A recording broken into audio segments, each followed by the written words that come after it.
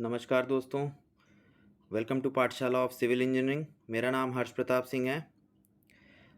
जैसा कि आपने थंबनेल में देख ही लिया होगा कि हम इस वीडियो में किस पे बात करने वाले हैं। हम इस वीडियो में बात करेंगे एसएससी और डीडीए जेईई के लिए कैसे प्रिपरेशन करें। जैसे बहुत बच्चों के डाउट्स आ रहे थे कि सर कहाँ से क्या पढ़ें, तो वो सब चीज़ इस वीडियो में बताने वाला हूँ। और प्रिपरेशन स्ट्रैटेजी क्या होनी चाहिए, मतलब एक टाइम टेबल कैसे होना चाहिए कि हम कैसे पढ़ाई करें। और हम बात करेंगे कौन-कौन से नए एग्ज़ाम्स आ रहे हैं जिसको लेके हम तैयारी आगे चालू कर सकते हैं, और सक्सेस पाने के लिए हमें क्या करना चाहिए। मैंने क्या किया था, जो मेरा सिलेक्शन अभी तक 4 एग्ज़ाम में हो चुका है फ़िलहाल।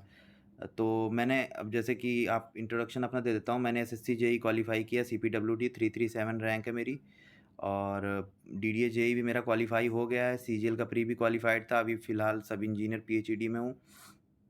यूपी ट्रिपल एससी लेखपाल भी क्वालीफाई हो चुका है। और बाकी एक एक एग्ज़ाम और दिया है, वो भी क्वालीफाई हो जाएगा डी ट्रिपल एसबी का। पर अभी उसका रिज़ल्ट कुछ आइडिया नहीं लग पा रहा है, कब तक आएगा कब तक नहीं। तो इस वीडियो में सबसे पहले मैं बात करता हूँ कि स्टडी मटेरियल के बारे में। सबसे ज़्यादा बच्चों को दिक्कत आ रही है कि जीएस कहाँ से पढ़ें। तो जीएस, देखिए जीएस पढ़ने के लिए मैं बताता हूँ कि आप देखो, आप अगर एक बुक से पढ़ोगे तो बुक से क्या होती है कि डाउट्स आते हैं, फिर समझ नहीं आता है कि ये यहाँ पे था, फिर कैसे हो गया। जीएस में भी बहुत सारे डाउट्स आते हैं और कहीं-कहीं आंसर गलत दिए रहते हैं किसी क्वेश्चन में। तो मैं प्रेफ़र करूँगा कि किसी टीचर्स को, मतलब किसी टीचर को लेके आप तैयारी करो, मतलब उसके वीडियो लेक्चर्स पहले पूरे नोट्स बना लो। फिर उसके बाद उसमें मतलब क्वेश्चन सॉल्व करो मतलब उससे लेके, और एक बुक लूसेंट रख लो। अगर कहीं कोई चीज़ नोट्स में रह जाता है तो उससे आप मैच कर लो। लेकिन पहले एक बार आप टीचर से एक समरी ओवरव्यू ले लो, फिर उसके बाद क्वेश्चन आपको सॉल्व करना है। तो जैसे कि मैं डाल दूँगा अपने चैनल पे, अनुराग सर हैं। जैसे मैंने तो वहाँ से पढ़ा था, इसलिए मैं आपको वही प्रेफ़र करूँगा। 1 मिनट। अ, मैंने वहीं से पढ़ा था। तो अनुराग सर, उनका चैनल का मतलब उनका जो वीडियोज़ हैं उनके पढ़े हैं। ज्योग्राफ़ी पढ़ा हुआ है, और मॉडर्न हिस्ट्री शायद पढ़ा हुआ है, और मिडिवल हिस्ट्री पढ़ा हुआ है। जो-जो पढ़ा है मैं अपने चैनल पे डाल दूँगा टेलीग्राम पे, तो आप वहाँ से देख लेना ये चीज़, ठीक है? जीएस की सबसे ज़्यादा दिक्कत यही आ रही है कि कहाँ से पढ़ें। मैं अनुराग सर से बोल रहा हूँ पढ़ने को, आप वहाँ से पढ़िए, उन्होंने बहुत अच्छा पढ़ा रखा है, जहाँ से मैंने पढ़ा था। बाकी और भी टीचर्स हैं, अगर आपको कोई और मिल रहा है रेफ़रेंस तो आप वहाँ से भी पढ़ सकते हैं। पर अगर मेरे थ्रू जाना है तो आप अनुराग सर को फ़ॉलो कर सकते हैं। पहले अनुराग सर से पढ़ो आप, और अपना हैंड रिटन नोट्स बनाओ। नोट्स जब बन जाए उसको पढ़ो, फिर क्वेश्चन लगाओ। क्वेश्चन के लिए या तो किरण की ले लो बुक, किरण की बुक ले लो, या फिर राकेश यादव पब्लिकेशन की जो आती है प्रीवियस ईयर एसएससी की बुक्स। वो बुक क्या है कि हर एग्ज़ाम के लिए काम आएगी। मतलब वो जीएस की बुक ऐसा नहीं है कि सिर्फ़ आपको सिर्फ़ एसएससी में काम आएगी, वो जीएस हर जगह काम आएगा। वो उतने क्वेश्चन अगर आप 3 बार सॉल्व कर लेते हैं ना, तो आपको मतलब काफ़ी हेल्प मिल जाएगी। तो यहाँ से आप ऐसे जीएस कर सकते हो। मैं वीडियो के लिंक, मतलब उनके प्लेलिस्ट का लिंक मैं अपने चैनल पे डाल दूँगा। आप मेरे टेलीग्राम चैनल पे आके वहाँ से देख सकते हैं, ठीक है? और अब मैं रीज़निंग की बात कर लेता हूँ। रीज़निंग के लिए बच्चे पूछ रहे हैं, रीज़निंग के लिए क्या करूँ? रीज़निंग के लिए सबसे पहले आपको करना है कि आप एक बार पढ़ लो। अगर आपने पढ़ रखा है, जैसे आपको पढ़ने की ज़रूरत नहीं, जैसे सिलोजिज़्म वगैरह है, उसमें कुछ थोड़ी बहुत नॉलेज होनी चाहिए, तब आप उसको सॉल्व कर पाओगे। तो एक बार थोड़ा-सा आप पढ़ लो, फिर उसके बाद आपको क्वेश्चन ही सॉल्व करना है। जैसे आपको 50 क्वेश्चन, अगर आप एसएससी की तैयारी कर रहे हो, आपको 50 क्वेश्चन आते हैं, तो आपको 50 क्वेश्चन का एक सेट लेना है। बुक ले लो यूथ कॉम्पिटिशन का, या फिर आईएएस मास्टर की, प्रीवियस ईयर की, किसी की भी ले लो, जो भी आ जाए उससे कोई मतलब नहीं है। 50 क्वेश्चन रहे, उसको पहले तो शुरू में 40 मिनट में सॉल्व करने की कोशिश करो। पहले अगर 40 में नहीं हो रहा तो 50 में सॉल्व करने की कोशिश करो, फिर 50 से 45 आओ। 45 से मतलब टाइमर लगा के आपको सॉल्व करना है। ऐसे नहीं कि उठाया 2-2 घंटे सॉल्व करना है रीज़निंग, ऐसे नहीं होता। टाइमर लगा के आपको रीज़निंग सॉल्व करना है, और एक क्वेश्चन पे आपको एनालिसिस करना है कि आपको एक क्वेश्चन पे ज़्यादा टाइम नहीं देना है, ठीक है? उसको आपको 30 मिनट में 50 क्वेश्चन करने हैं घर पे, तब वो जाके वहाँ पे 35 मिनट में आप कर पाओगे सारे क्वेश्चन। ठीक है? बच्चे 30-30 मिनट में पूरे 50 में 50 लेके आए हैं इस बार, ठीक है? तो आपको इस चीज़ के लिए प्रैक्टिस करना है। रीज़निंग आप ऐसे करो, और फिर मैं आगे बता देता हूँ टेक्निकल। देखिए, टेक्निकल के लिए मैं बताता हूँ, मैंने कैसे करा था। मैं 2019 में पास आउट हुआ। 2019 में पास आउट हुआ, उसके बाद मैंने इंजीनियर्स अकेडमी कोचिंग जॉइन करा, वहाँ से नोट्स बनाए, ठीक है?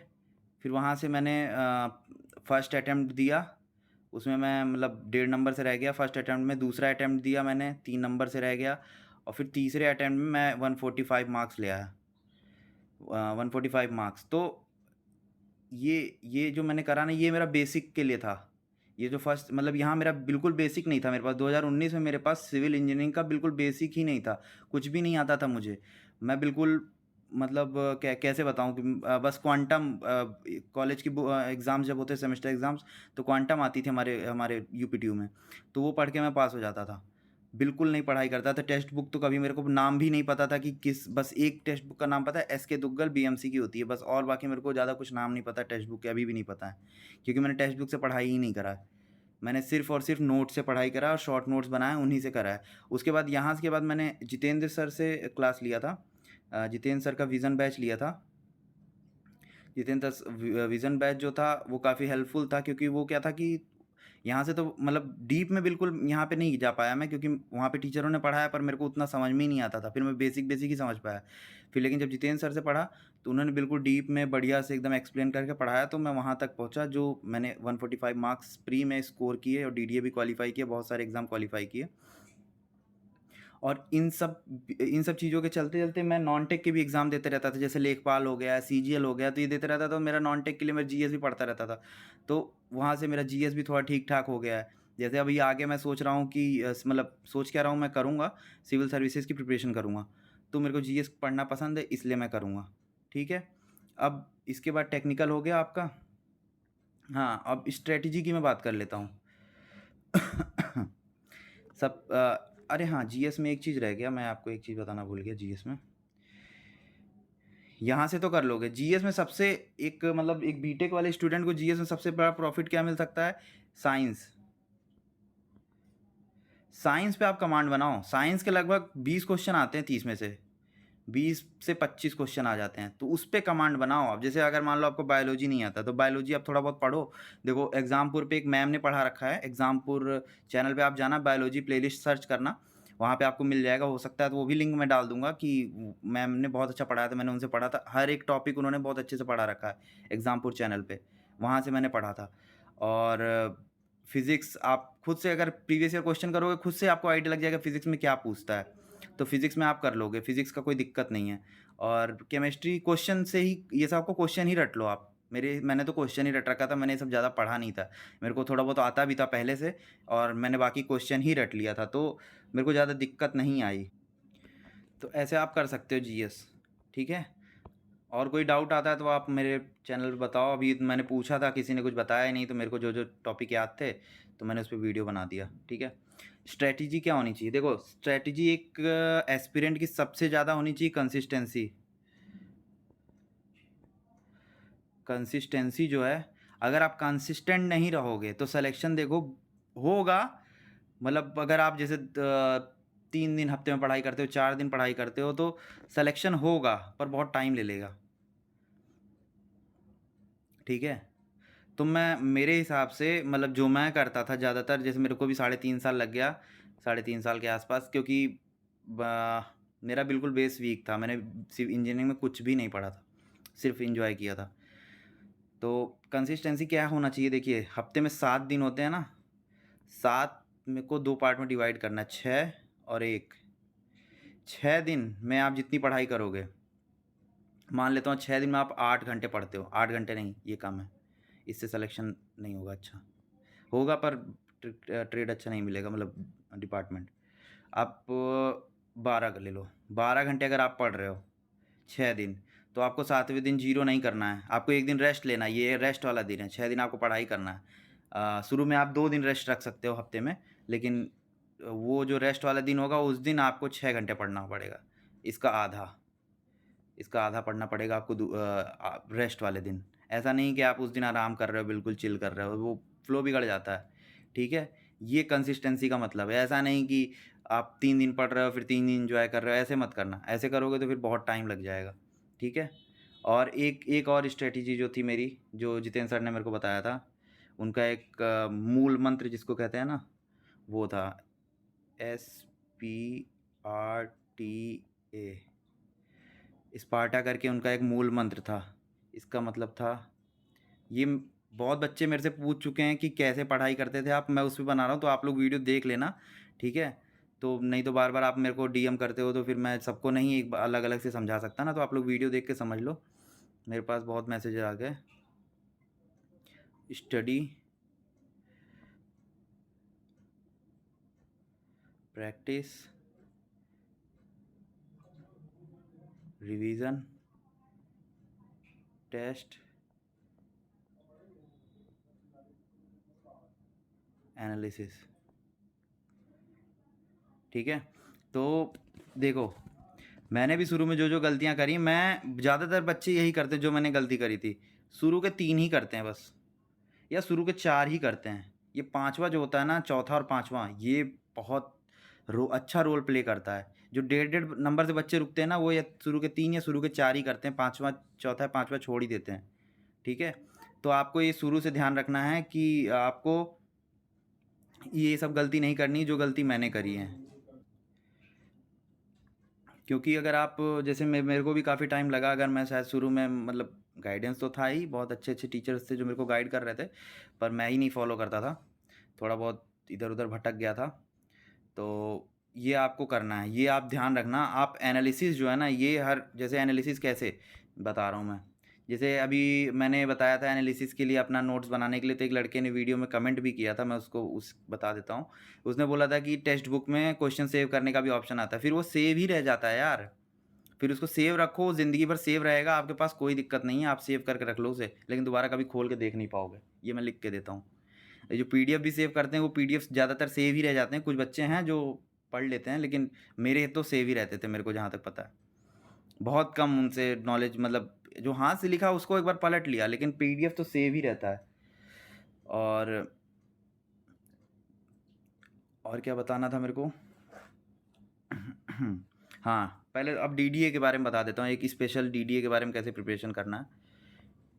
डीडीए में आपके टोटल आएंगे 4 सब्जेक्ट आएंगे, 5 सब्जेक्ट, 1 2 3 4, हाँ 5 सब्जेक्ट आएंगे। पहला तो टेक्निकल एक डाउट इसमें टेक्निकल में ये आ रहा है कि सर मैं गुप्ता एंड गुप्ता सॉल्व करूं, या फिर यूथ सॉल्व करूं, या फिर पीवाईक्यू सॉल्व करूं। देखो भाई लोग, पीवाईक्यू सबसे पहले आपको पीवाईक्यू करना 2-3 बार। अगर आपका पीवाईक्यू कंप्लीट हो जाए तो आपको यूथ सॉल्व करना है। अगर यूथ आप सॉल्व कर लेते हो तो उसमें गुप्ता एंड गुप्ता के मतलब 90% क्वेश्चन आपको उसी में मिल जाएंगे। तो आपको इसमें कोई वो नहीं है कि ये सॉल्व करूँ वो सॉल्व करूँ, जितना भी सॉल्व करोगे सब कम है। आप यूथ सॉल्व कर लो 3 बार, उसके बाद गुप्ता एंड गुप्ता भी लगा लो, पर ऑर्डर जो मैं रख रहा हूँ अभी टाइम के हिसाब से, पहले पीवाईक्यू करो, उसके बाद यूथ करो, फिर उसके बाद गुप्ता एंड गुप्ता करो, फिर और भी जो बुक्स हैं जो भी आती हैं वो सब करो। इंडियंस एकेडमी की बुक कर लो, और एक और बुक आती कोई बेसिक वाली, वो भी कर लो, सब कर डालो। जितना करो उतना कम है, मैंने सब कर रखा है, ठीक है? ये मत बोलो कि इतना कर लूँगा तो एनफ होगा, एनफ कुछ भी नहीं होता। किसी के लिए Gupta and Gupta he enough हो जाती है, किसी के लिए यूथ और ये सब करने के बाद भी एनफ नहीं होता है। तो एनफ मत बताओ कि पूछो कि एनफ कितना होगा, एनफ कुछ भी नहीं है। कंपटीशन एग्ज़ाम हमेशा 70% 80% ही तैयारी हो पाती है, 100% तैयारी कोई कर ही नहीं सकता, ठीक है? तो ये चीज़ आप लोग थोड़ा ध्यान रखिए, ठीक है? तो टेक्निकल ये चीज़ आप अगर जो कमेंट्स वगैरह में टेलीग्राम पे मेरे को मैसेज करके पूछ रहे हैं, ये चीज़ आप सुन लो कि आप करो पहले पीवाईक्यू, फिर उसके बाद यूथ, फिर उसके बाद जो करना है करो, उसके आगे करते रहो।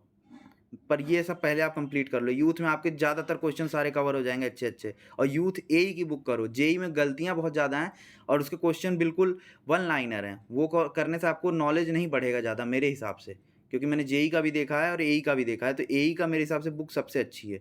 उसमें न्यूमेरिकल पोर्शन बहुत स्ट्रॉन्ग हो जाएगा अगर आप एई की बुक सॉल्व करते हो तो, ठीक है? टेक्निकल के लिए आपको यही करना है, पीवाईक्यू जितने भी पेपर हुए हैं, जैसे 2016-17 में जो पेपर हुआ तो उसमें 4 पेपर, पिछले इस बार जो पेपर हुआ 6 पेपर, 10 पेपर आपको पीवाईक्यू सॉल्व करने हैं, ठीक है? इनके पीवाईक्यू टेक्स्ट बुक पे पड़े होंगे। टेक्स्ट बुक ऐप पे जो टेस्ट वाले ऐप हैं उस पे पढ़े होंगे, तो वहाँ से आप डायरेक्ट टेस्ट ही सॉल्व कर लो, तो आपका टेस्ट भी हो जाएगा, पीवाईक्यू भी हो जाएगा, एनालिसिस भी कर लो उसे बढ़िया से। कहाँ-कहाँ से टॉपिक से क्वेश्चन उठ के आए हैं लास्ट ईयर, उन पे ज़्यादा ध्यान दे लो उस टॉपिक पे, क्योंकि वहीं से क्वेश्चन उठ के आएँगे। मान के चलो आप 70 से 80% टॉपिक ऐसे होते हैं जो लास्ट ईयर आए हुए हैं ना, क्वेश्चन नहीं मैच करेंगे, लेकिन वो टॉपिक मैच कर जाएँगे आपके, कि लास्ट ईयर वो टॉपिक आए हुए हैं, फिर उन्हीं टॉपिक से वापस से उठ के क्वेश्चन नए क्वेश्चन बन जाएँगे। जैसे अगर मान लो आरसीसी में आ गया है, स्लैब से क्वेश्चन आ गया है, तो स्लैब से जैसे पूछा होगा स्लैब का वो विड्थ और उसका रेशियो पूछा था 32 किसी का पूछा होगा, तो उसी से दूसरे टॉपिक से पूछ लेगा। और जैसे फुटिंग से पूछा है कितना होना चाहिए उसका विड्थ, ये सब चीज़ वो वहीं से पूछ लेगा। सॉइल में कुछ ऐसे पूछ लेगा, अलग-अलग चीज़ जहाँ-जहाँ से क्वेश्चन उठा है, वो टॉपिक को आप थोड़ा कवर कर लो। आपको ऑलमोस्ट सिलेबस ऐसे ही डीडीए का कवर हो जाएगा, ठीक है? टेक्निकल में आपको ये करना है। रीज़निंग रीज़निंग मेरे को नहीं लगता कि जो एसएससी की प्रिपरेशन है या फिर एक बार 2 बार पेपर दे चुका उसको रीज़निंग पढ़ने की ज़रूरत पड़ेगी, इतना टफ रीज़निंग नहीं आता है। रीज़निंग आप कर ले जाओगे। रही मैथ्स, मैथ्स मेरे से मतलब काफ़ी स्टूडेंट्स पूछ रहे थे कि मैथ्स आपने कैसे करा? यार देखो मैं बता रहा हूँ मैंने कैसे करा डीडीए। मैं मेंस का पेपर दे के घर चला गया था। घर जैसे ही पहुँचा वैसे ही डीडीए के डेट आ गए। तो फिर अब मेरे को कुछ समझ नहीं आया मैं क्या करूँ? फिर मैंने क्या किया कि सिर्फ़ टेस्ट दिया। टेक्स्ट बुक को प्रीवियस ईयर के टेस्ट दिए और क्या बोलते हैं मॉक दिए। बस वही दिया और थोड़ा बहुत जो डाउट्स हुआ रिवाइज़ करा। मैंने कुछ भी नहीं पढ़ाई किया। दिन भर मैं टेस्ट ही देता रहता था। एक टेस्ट उठाया दिन भर दिया उसको, मतलब दे लिया, फिर उसको एनालिसिस किया, उसके कौन-कौन से टॉपिक आए हैं, ऐसे ही करके मैं पढ़ा डीडीए के लिए। बिल्कुल कुछ भी एक्स्ट्रा कुछ भी नहीं पढ़ा, मैंने क्वेश्चन भी नहीं सॉल्व किए। उस टाइम थोड़ा-सा मैं बिज़ी भी था इस चक्कर में। ये हो गया। और मैथ्स और ये जीएस वाला मतलब नॉन टेक वाले पोर्शन की रीज़निंग मैंने कुछ भी नहीं करा। रीज़निंग जो एसएससी के लिए पढ़ा था वही था। मैथ्स मेरे को क्या है कि शुरू से थोड़ा मैथ्स मेरी स्ट्रॉन्ग, मतलब स्ट्रॉन्ग क्या, मतलब बेसिक मेरे को आते थे। तो मैथ्स मेरे को करने की ज़रूरत नहीं पड़ती थी। तो मैथ्स में मेरे लगभग 9 क्वेश्चन सही हैं। रीज़निंग में भी 9 क्वेश्चन सही हैं। और इंग्लिश, इंग्लिश तो यार मेरी बहुत वीक है। पर आप विश्वास नहीं करोगे, सीएचएसएल में 25 में से 24 नंबर ले आया हूँ एक बार इंग्लिश में। सीएचएसएल दिया था मैंने।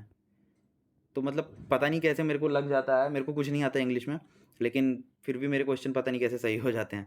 तो इस बारे में मैं इंग्लिश के बारे में कुछ नहीं बता सकता, आप किसी टीचर को देख के पढ़ लो उनसे। और इसके अलावा क्या आता है, जीएस आता है, जीएस का मैंने बता दिया आपको जीएस कैसे पढ़ना है, ठीक है? जीएस ऐसे कर लो। और क्या डाउट है? और मैं आपको अपकमिंग एग्ज़ाम के बारे में बता दे रहा हूँ, जैसे कुछ बच्चे निराश हो जा रहे हैं कि सर एग्ज़ाम अब कौन से होंगे, कैसे होंगे? पहले तो देखो डीडीए जेईई हो जाएगा, फिर एसएससी जेईई हो जाएगा, डीएफसीसीआईएल का फॉर्म भर दो। बिहार एलआरसी के 9000 के आसपास पोस्ट आए हुए हैं। यूपीपीएससी एई जुलाई में आने वाला है, नहीं आएगा, इसी साल एग्ज़ाम होगा। जैसे जितेंद्र सर ने बताया कि इसी साल एग्ज़ाम होगा, ठीक है? यूकेपीएससी एई इसका एग्ज़ाम अगस्त में शायद आ गया है। यूकेपीएससी जेईई इसका भी एग्ज़ाम होने वाला है। ड्राफ्टमैन भी आ गया, ड्राफ्टमैन यूकेपीएससी का आ गया। और आरएसएम एसएसबी जेईई ये अभी कैलेंडर आया आरएसएम एसएसबी का, तो उसमें भी मतलब 2024 में जनवरी में एग्ज़ाम है, तो अभी बहुत टाइम है आपके पास। आप लोग हर महीने लगभग आपका एग्ज़ाम है, तो आप लोग प्रैक्टिस करिए और लगे रहिए बिल्कुल। मतलब एकदम जुनून से। आपको देखिए मैं बता रहा हूँ 2023 के पहले थोड़ा सा मैं मोटिवेशन दे देता हूँ आपको, कि 2023 के पहले ना मेरा एक भी प्री नहीं क्लियर हुआ था। एक भी प्री, मतलब सब लोग बहुत बोलने लगे थे कि हाँ क्या ही प्रिपरेशन कर रहा है, ये कर रहा है, क्या करेगा, मतलब पर मैं ध्यान नहीं देता था ज़्यादा। एक भी प्री नहीं, लेकिन 13 या 18 मार्च को शायद 18 फरवरी को 14 फरवरी को एमपी सब इंजीनियर का रिज़ल्ट आता है। उसमें हो जाता है मेरा, पहले मिलता है आरईएस डिपार्टमेंट, फिर रिज़ल्ट अब रिवाइज़ होता है, फिर उसमें मिलता है मेरे को पीएचईडी डिपार्टमेंट। तो वहाँ हुआ, फिर उसके कुछ दिन बाद आता है लेखपाल का रिज़ल्ट, लेखपाल में हो गया। फिर उसके बाद आता है एसएससी जेईई का प्री क्लियर हो कर ही लिया था मैंने जनवरी में। 18 जनवरी को रिज़ल्ट आया था। और ऐसे ही इसे कर 18 जनवरी से स्टार्ट हुआ है रिज़ल्ट आना, जिसमें हर लिस्ट में मेरा नाम लगभग रहता ही रहता है। तो आपको हार नहीं मानना है, आपको लगातार लगे रहना है। देखो मैं अभी पंखा-वंखा एसी नहीं है मेरे रूम में, पंखा, कूलर सब बंद करके वीडियो ही बना रहा हूँ आप लोग के लिए। तो आप लोग बिल्कुल लगे रहिए, और ये जो डाउट्स आपके आ रहे हैं आप मुझसे पूछिए, मैं आपसे ज़रूर अपना एक्सपीरियंस शेयर करूँगा, और आप लोग सिलेक्शन लीजिए, ठीक है? इस बार अपॉर्चुनिटी बहुत ज़्यादा है। देखिए 2024 के बाद अपॉर्चुनिटी बिल्कुल घटने वाली है, आप इतना ध्यान रखिए। इसलिए कोशिश करिए कि इसी बार सिलेक्शन ले लीजिए, क्योंकि इस बार भी वैकेंसी ठीक-ठाक आएगी। इस बार बच्चे मतलब काफ़ी ज़्यादा वैकेंसी है, तो मान के चलिए 2700 वैकेंसी इस बार एसएससी जेईई में थी, तो मेरे हिसाब से उसमें 2000 से 2200 ही जॉइन करेंगे, बाकी सीट खाली जाएगी। वो 23 वाले में जुड़ेगी, क्योंकि वेटिंग का कोई प्राविधान नहीं है इसमें, तो जुड़ेगी उसमें आगे वाले में। और क्या मैं आप लोग से बता, हाँ, जो ये कन्फ्यूज़न जो आप लोग का है कि गुप्ता एंड गुप्ता सॉल्व करें, यूथ सॉल्व करें, इस सब चीज़ में मत फँसिए। जो भी आपको समझ में आ रहा है, मतलब एक डायरेक्शन में कुछ भी पूछ लीजिए कि हाँ, ये करना है तो करना है, ठीक है? आप सिलेबस पहले पढ़िए, सिलेबस में क्या आ रहा है। सिलेबस में आपका जैसे टेक्निकल ही ज़्यादा आता है, 80 नंबर का डीडीए में टेक्निकल आएगा, तो टेक्निकल पे थोड़ा ज़्यादा फ़ोकस दीजिए। जैसे 40 का वो आएगा, तो जैसे अगर आप 12 घंटा पढ़ते हैं, तो 8 घंटा आपको टेक्निकल पढ़ना है, बाकी 1-1 घंटा बाकी सारे सब्जेक्ट पढ़ने हैं। नहीं तो कोई ज़रूरत नहीं है कि वो सब पढ़ने की, नॉन टेक वाली, क्योंकि अगर आप बीटेक करके आ रहे हो तो आपको इतना नॉलेज होगा। डिप्लोमा भी किए हो तो आपको मैथ्स और रीज़निंग पढ़ने की ज़रूरत तो नहीं पड़नी चाहिए, क्योंकि अपना दिमाग अपने इसमें इतना टेक्निकल में इतना ज़्यादा कैलकुलेशन वगैरह रहता है, तो अपना दिमाग ऑलरेडी सक्षम रहता है। रीज़निंग वगैरह ज़्यादातर उनको मतलब जो नॉन टेक वाले बच्चे रहते हैं, उनको पढ़ने की ज़्यादा ज़रूरत पड़ती है। तो आप लोग थोड़ा-सा, क्योंकि इसमें टाइम की कमी नहीं पड़ेगी। ख़ैर मेरे पेपर में डीडीए जेईई के पेपर में मुझे टाइम की बहुत कमी पड़ी। मैं 1 घंटे 10 मिनट में मॉक लगा लेता था। प्रीवियस ईयर पेपर्स और मॉक लगा लेता था 1 घंटे 10 मिनट 1 घंटे में। पर 2 घंटे कम पड़ गए मेरे को पेपर में। और हाँ, बहुत बच्चे पूछ रहे हैं डीडीए में आपके मार्क्स कितने थे? मेरे 80 के आस-पास मार्क्स थे यार, एग्ज़ैक्ट मेरे को याद नहीं आ रहा है अभी। 79 पॉइंट समथिंग ऐसे कुछ थे, मुझे याद नहीं है। और बाकी हाँ, इतने ही थे लगभग। और क्या बोलते हैं कि उसमें नॉर्मलाइज़ होके मेरे लगभग 89 समथिंग ऐसे कुछ दिखा रहे थे।